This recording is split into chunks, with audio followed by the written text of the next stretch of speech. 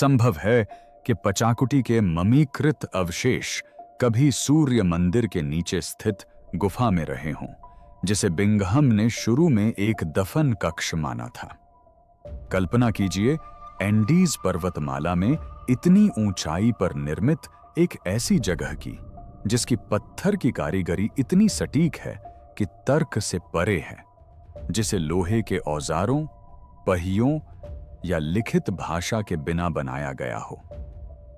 Machu Picchu के रहस्य केवल इसके निर्माण के तरीके से ही नहीं, बल्कि इसके निर्माण के समय से भी जुड़े हैं। एक ऐसी समय रेखा जो शायद किसी के भी अनुमान से कहीं अधिक पुरानी हो।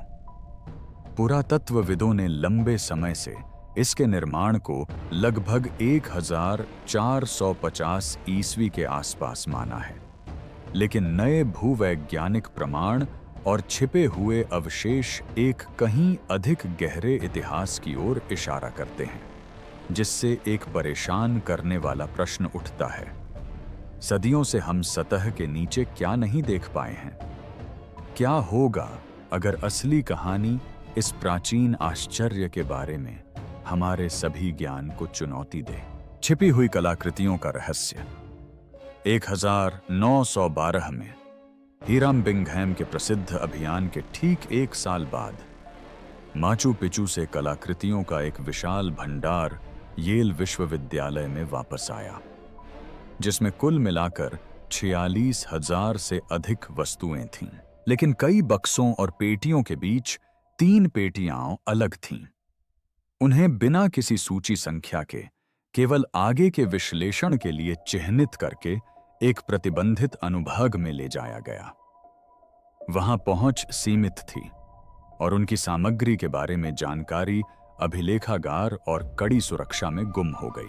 इस गोपनीयता से एक सरल लेकिन महत्वपूर्ण प्रश्न उठता है।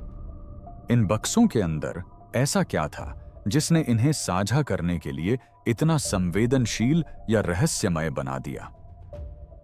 पेरू ने दशकों तक इन कलाकृतियों को वापस पाने के लिए संघर्ष किया, और यद्यपि अधिकांश को अंततः 2011 में लौटा दिया गया, वे 3 बक्से रहस्यमय तरीके से पीछे छूट गए। स्थानांतरण के दौरान खो गए, लेकिन भुलाए नहीं गए। उनका भाग्य माचू पिचू के इतिहास से जुड़े बड़े रहस्यों से गहराई से जुड़ा हुआ है। इन वस्तुओं में ऐसे सुराग छिपे हो सकते हैं जो हमारे अब तक के ज्ञान को पूरी तरह बदल सकते हैं, लेकिन पारदर्शिता की कमी ने अटकलों को और हवा दी है।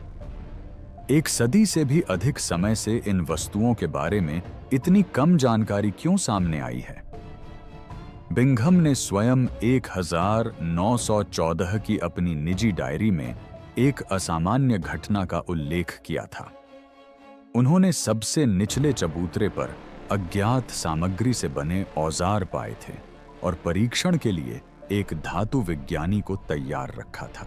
लेकिन इस विषय पर कोई अनुवर्ती शोध प्रकाशित नहीं हुआ और यह उन अभिलेखागारों में गुम हो गया जो आज भी दुर्गम हैं।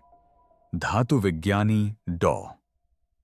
हेरोल्ड वेंटवर्थ उस दौर में येल विश्वविद्यालय में कार्यरत थे, लेकिन इस विषय पर उनके नोट्स को गुप्त रूप से रखा गया था और 1987 तक उन तक पहुंच प्रतिबंधित थी। उनके निष्कर्षों में ऐसा क्या विवादास्पद हो सकता था?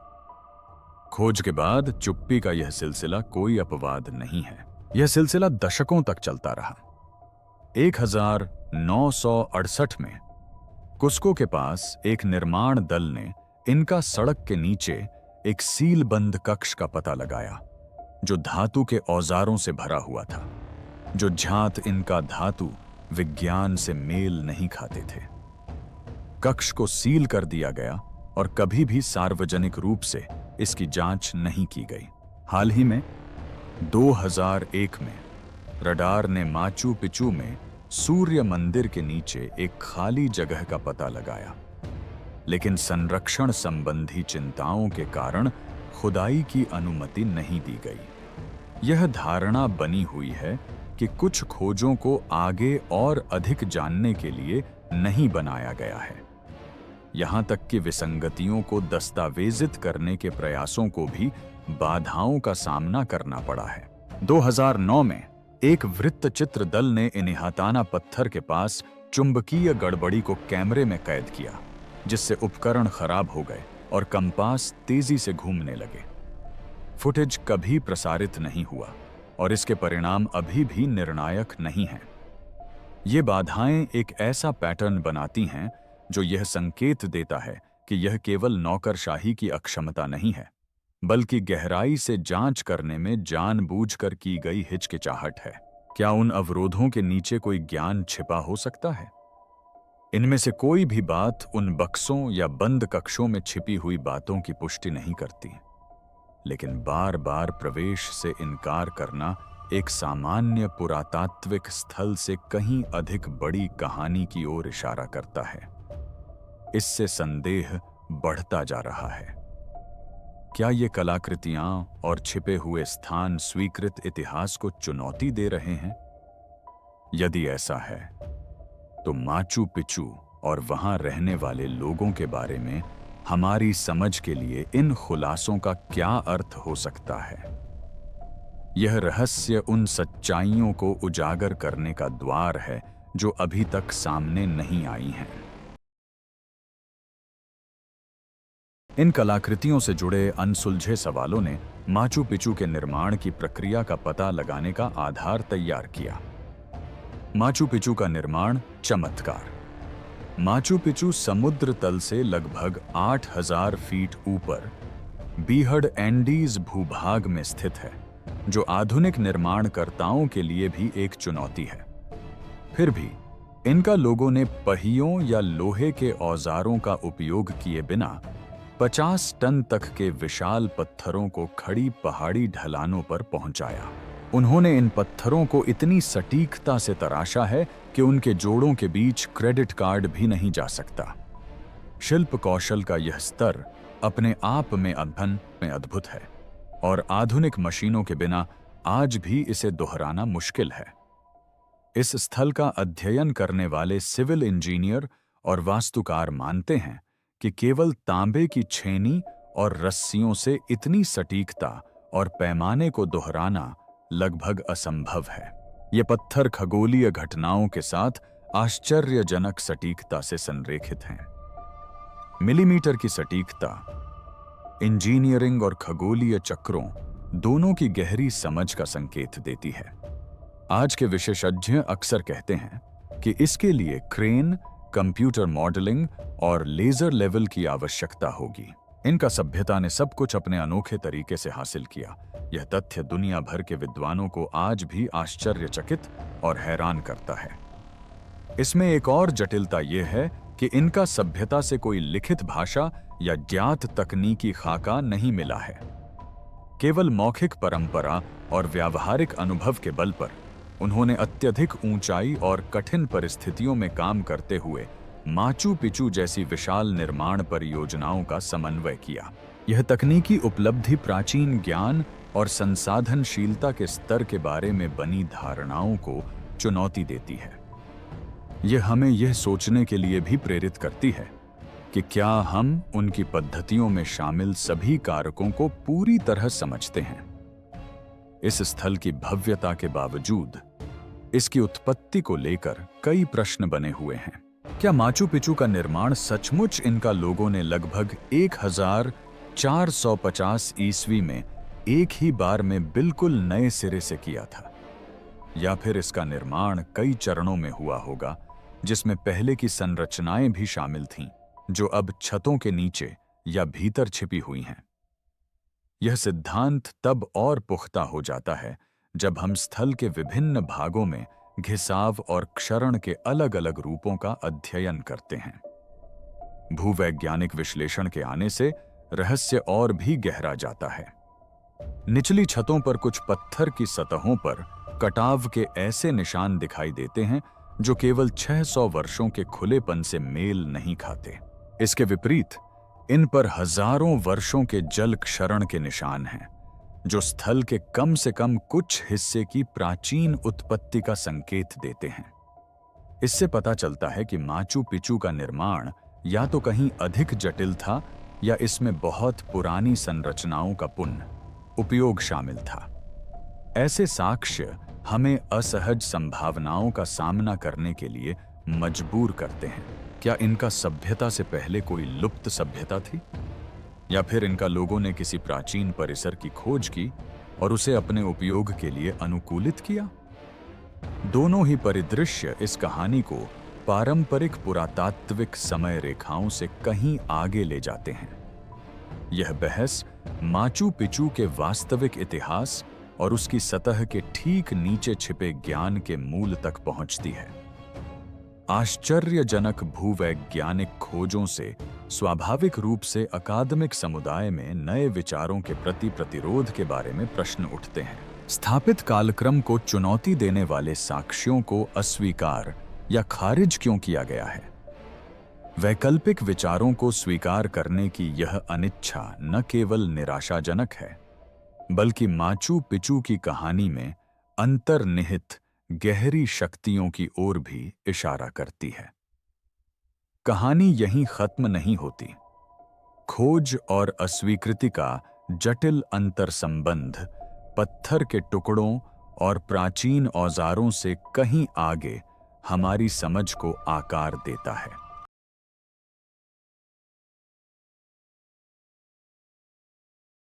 भूवैज्ञानिक सुराग कालक्रम को चुनौती देते हैं। 2013 में स्फिंक्स पर अपने विवादास्पद शोध के लिए जाने जाने वाले भूविज्ञानी डॉ. रॉबर्ट शॉक ने माचू पिचू में अपरदन विश्लेषण किया, जिसका स्पष्ट लेकिन निष्पक्ष उद्देश्य स्थल के अपक्षय पैटर्न को समझना था। हालांकि उन्हें जो मिला वह स्वीकृत ऐतिहासिक कालक्रम के विपरीत था और इनका कालक्रम की नींव को हिलाकर रख दिया। निचली छतों पर पत्थरों का क्षरण हजारों वर्षों के जल अप्रदन के अनुरूप था, न कि सैकड़ों वर्षों के। इनका सभ्यता के पारंपरिक इतिहास के अनुसार माचू पिचू का निर्माण लगभग 1450 ईस्वी में हुआ था, यानी लगभग 600 वर्ष पूर्व। हालांकि इतनी गहराई तक जल अपर्दन के लिए इससे कहीं अधिक समय तक जल का खुला रहना आवश्यक है। भूवैज्ञानिक मानकों के अनुसार हजारों वर्ष। इस तरह की विसंगति से पता चलता है कि माचू पिचू के कुछ हिस्से इनका सभ्यता से सदियों या सहस्राब्दियों पहले के हैं। इसके दूरगामी परिणाम हैं, क्योंकि यह अधिकांश इतिहासकारों और पुरातत्वविदों द्वारा स्वीकृत उत्पत्ति कथा को चुनौती देता है। शॉक के विश्लेषण ने निचले चबूतरों और ऊपरी संरचनाओं के बीच अंतर भी दिखाया। ऊपरी क्षेत्रों में कटाव कम हुआ और पत्थर के काम की शैली भी भिन्न थी, जो निर्माण के कई चरणों या बाद में किए गए महत्वपूर्ण जीर्णोद्धार कार्य का संकेत देती है। यह परतदार जटिलता दर्शाती है कि यह स्थल इनका काल में पूर्ण रूप से विकसित होने के बजाय बहुत लंबे समय में विकसित हुआ होगा। जब शॉक ने अपना शोध 3 अकादमिक पत्रिकाओं में जमा किया, तो सभी ने इसे अस्वीकार कर दिया। इसका कारण कार्य प्रणाली में खामियां नहीं थीं, बल्कि यह बताया गया कि उनके निष्कर्ष स्थापित कालक्रम को चुनौती देते हैं। दूसरे शब्दों में, उनके निष्कर्ष स्वीकृत कथा के अनुरूप नहीं थे, इसलिए उन्हें नजरअंदाज कर दिया गया। असुविधाजनक साक्ष्यों पर विचार करने की यह संस्थागत अनिच्छा ऐतिहासिक कालक्रमों को फिर से लिखने में एक आम बाधा है। भूक्षरण के अलावा भूवैज्ञानिक आंकड़े इस संभावना का समर्थन करते हैं कि माचू पिचू या तो किसी बहुत पुरानी नींव पर बनाया गया था या सहस्राब्दियों में विभिन्न चरणों में विकसित हुआ था।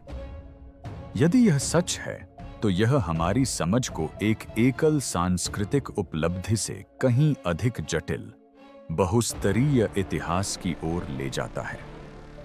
यह बताता है कि इनका लोग इसके मूल निर्माता होने के बजाय एक प्राचीन स्थल के संरक्षक रहे होंगे। ये भूवैज्ञानिक सुराग अभिलेखागारों और बंद कक्षों में मौजूद रहस्यमयी कलाकृतियों और सीमित खोजों से जुड़े हुए हैं।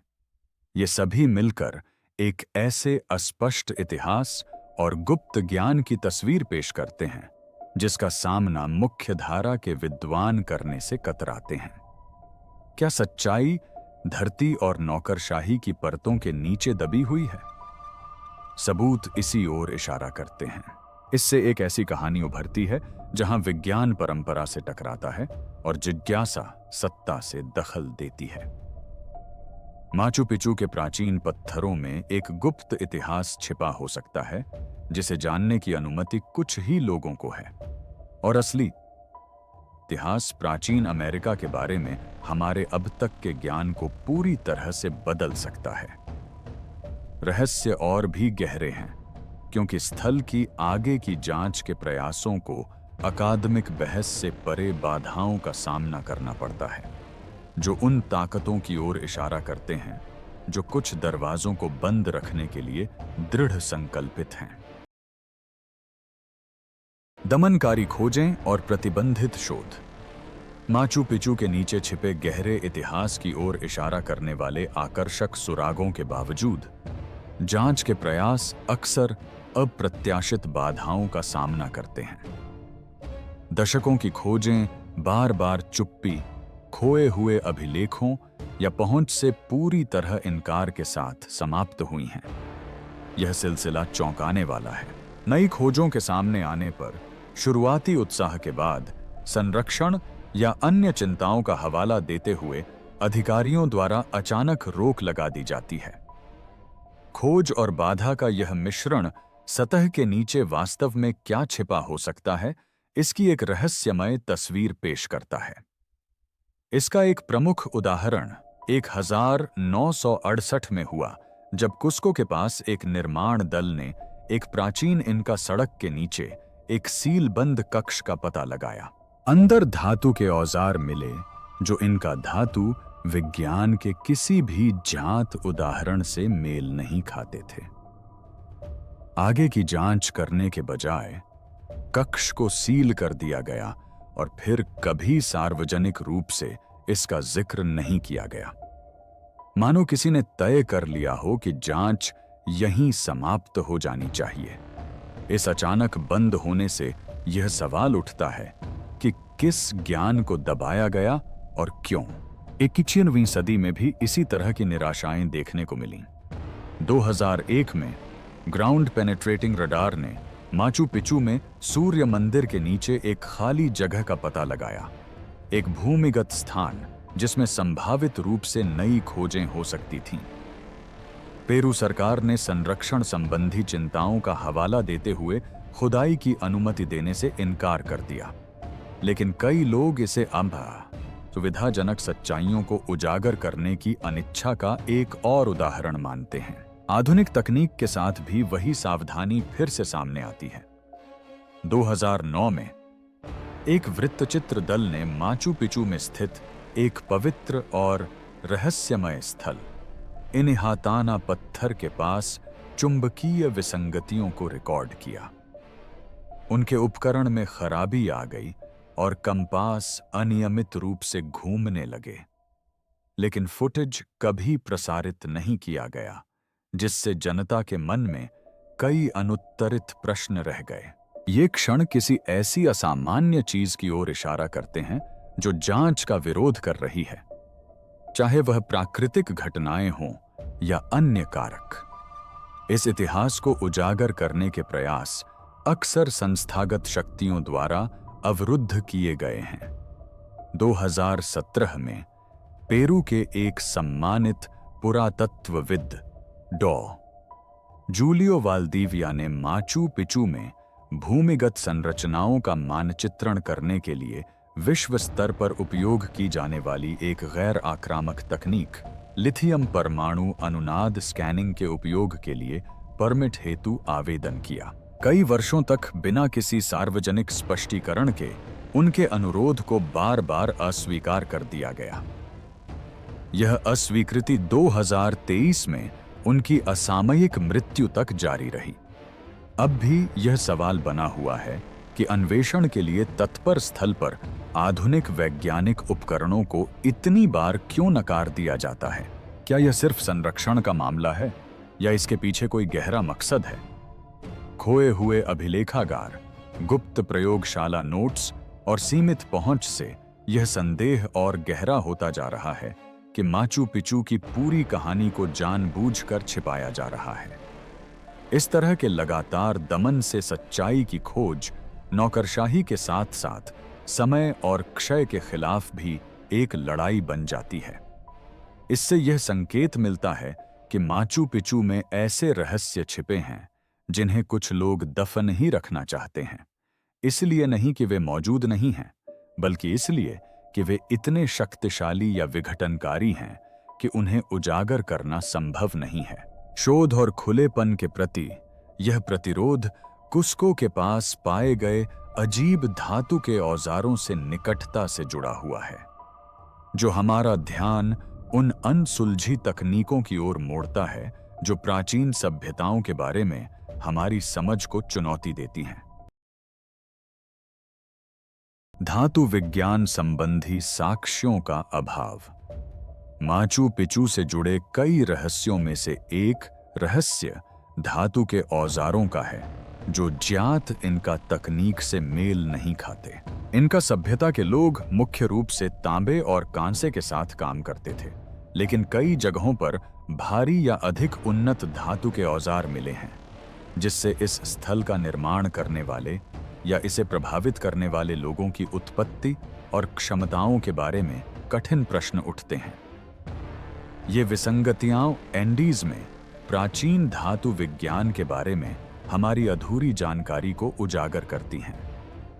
सन सिक्कम जिद 1914 में लोएस टेरेस पर बिंघम द्वारा अज्ञात औजारों की खोज ने धातु विज्ञान में प्रारंभिक रुचि जगाई थी। हालांकि ये नतीजे कुछ निजी चर्चाओं और सीमित येल अभिलेखागारों से आगे नहीं बढ़ पाए। उस समय शामिल धातु विज्ञानी डॉ. हेरोल्ड वेंटवर्थ ने प्रयोगशाला के नोट्स संकलित किए थे, जो आज भी बंद हैं और शोधकर्ताओं के लिए दुर्गम हैं। दशकों बाद भी पहुंच से इनकार करने का कारण यह बताया गया कि उस दौर की मालिकाना विधियां अभी भी संरक्षित थीं, जो इस तरह की ऐतिहासिक सामग्री के लिए एक असामान्य दावा है। 1968 में कुस्को के पास मिली रिपोर्टों से यह गोपनीयता और भी पेचीदा हो जाती है, जहां इनका सड़क के नीचे एक बंद कक्ष में धातु के औजार मिले थे। ये औजार इनका संस्कृति से जुड़ी जात धातु निर्माण तकनीकों से मेल नहीं खाते थे और इन्हें कभी भी अध्ययन या प्रदर्शित नहीं किया गया था। इनके अस्तित्व से एक अलग तकनीकी परंपरा का संकेत मिलता है, जो संभवतः बहुत पुरानी या स्वयं इनका लोगों से भी अलग हो सकती है। इन धातु के औजारों की मौजूदगी इस धारणा को चुनौती देती है कि इनका सभ्यता के पास लोहे के औजार और परिष्कृत धातु उपकरण नहीं थे। यदि उनके पास या किसी पूर्ववर्ती सभ्यता के पास अधिक उन्नत धातु विज्ञान था, तो इससे कोलंबस पूर्व दक्षिण अमेरिका में तकनीकी कालक्रम के बारे में हमारी समझ में आमूल चूल परिवर्तन आ जाएगा।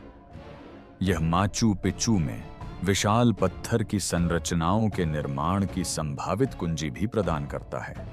स्थिति को और भी जटिल बनाने वाला तथ्य यह है कि वैज्ञानिक समुदाय ने इन निष्कर्षों को बड़े पैमाने पर अनदेखा या दबा दिया है। इन धातु संबंधी पहेलियों पर मुख्यधारा के शोध में बहुत कम या न के बराबर ही प्रगति हुई है, संभवतः इसलिए क्योंकि ये उस स्वीकृत पुरातात्विक ढांचे को चुनौती देते हैं जो माचू पिचू को लगभग 1450 के आसपास के इनका काल से ही जोड़ता है। इस समय रेखा का पुनर्मूल्यांकन करने की अनिच्छा कई सवालों को अनुत्तरित छोड़ देती है। इन धातु के औजारों की वास्तविक प्रकृति को समझने से लुप्त तकनीकों या भूली हुई सांस्कृतिक प्रभावों का पता चल सकता है, जिससे यह स्पष्ट हो सकता है कि माचू पिचू का निर्माण वास्तव में किसने और कैसे किया था। ये औजार पत्थरों को काटने की असाधारण सटीकता और विशाल शिलाखंडों के परिवहन की व्याख्या कर सकते हैं। जो पारंपरिक इनका औजारों से संभव नहीं प्रतीत होता है। धातु विज्ञान से संबंधित यह लुप्त प्रमाण इस पहेली का एक महत्वपूर्ण हिस्सा है, जो छिपी हुई कलाकृतियों और भूवैज्ञानिक सुरागों को माचू पिचू के निर्माण की तकनीकी वास्तविकताओं से जोड़ता है। किसी एक रहस्य को सुलझाने के लिए हमें उन सभी रहस्यों पर एक साथ विचार करना होगा। जैसे जैसे हम उन बातों पर विचार करते हैं जो अभी तक सामने नहीं आई हैं, हमें सतह के नीचे छिपे हुए संकेत मिलते हैं, ऐसी स्पष्ट छायाएं और खालीपन जिनमें इतिहास को ही बदलने की शक्ति रखने वाले उत्तर छिपे हो सकते हैं। माचू पिचू के नीचे छिपी हुई अदृश्य गहराइयां। माचू पिचू की लुभावनी छतों और विशाल पत्थर की दीवारों के नीचे एक गुप्त दुनिया है जिसे कुछ ही लोगों को देखने का मौका मिला है। 2001 में ग्राउंड पेनेट्रेटिंग रडार ने सूर्य मंदिर के नीचे एक खाली जगह का पता लगाया, एक रहस्यमय भूमिगत स्थान जिसमें हमारी कल्पना से परे रहस्य छिपे हो सकते हैं। पेरू के अधिकारियों ने खुदाई की अनुमति देने के बजाय संरक्षण संबंधी चिंताओं का हवाला देते हुए प्रवेश से इनकार कर दिया। यह इनकार इस स्थल पर सीमित जांचों के बढ़ते चलन को दर्शाता है।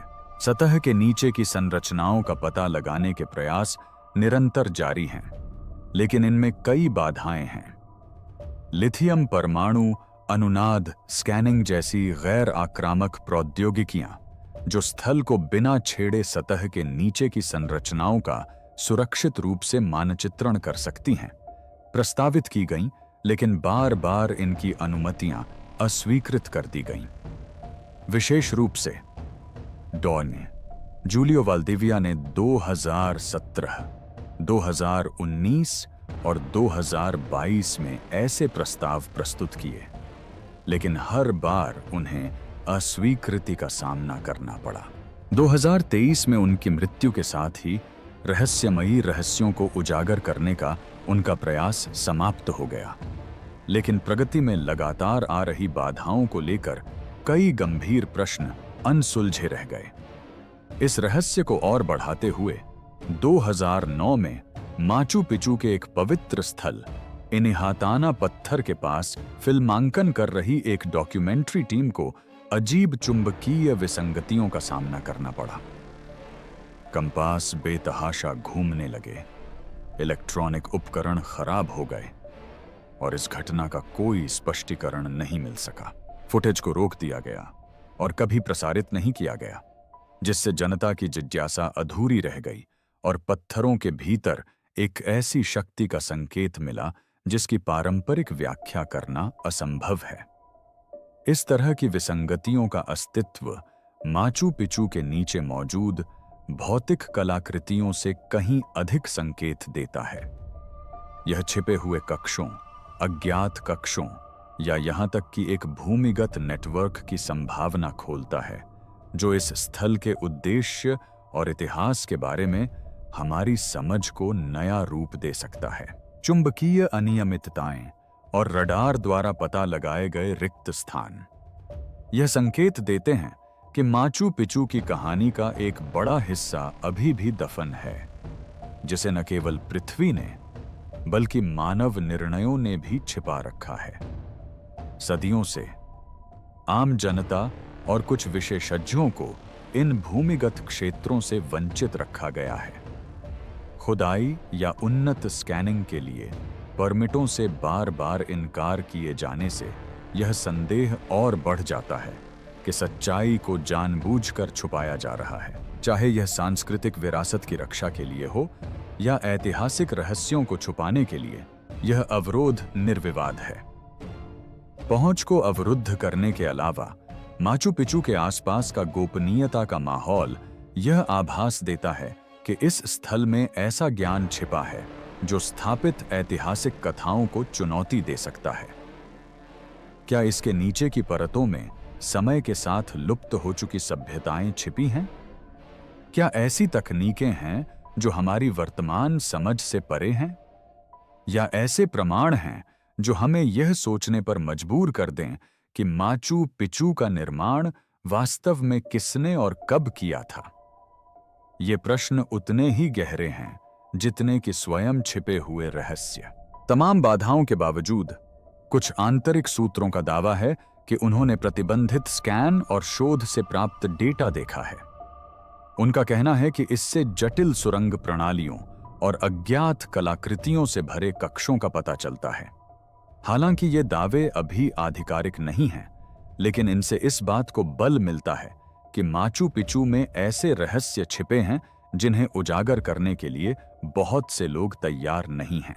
अंततः माचू पिचू की अनछुई गहराइयां पृथ्वी पर सबसे बड़े पुरातात्विक रहस्यों में से एक हैं। ये हमें इतिहास पर पुनर्विचार करने, स्वीकृत समय क्रमों पर प्रश्न उठाने और पत्थरों के नीचे छिपे रहस्यों पर विचार करने के लिए प्रेरित करती हैं।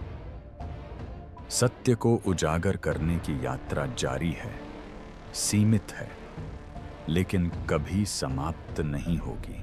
माचू पिचू महज एक प्राचीन शहर नहीं है। यह पत्थरों, रहस्यों और सन्नाटे में लिपटा एक रहस्य है।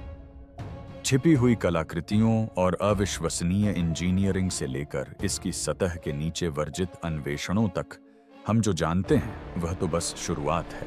अगर आप इन अनकही कहानियों के बारे में जानने के लिए उत्सुक हैं और इतिहास के रहस्यों को उजागर करना चाहते हैं, तो और भी गहन जानकारी के लिए लाइक और सब्सक्राइब करना न भूलें। सच्चाई सतह के नीचे छिपी है।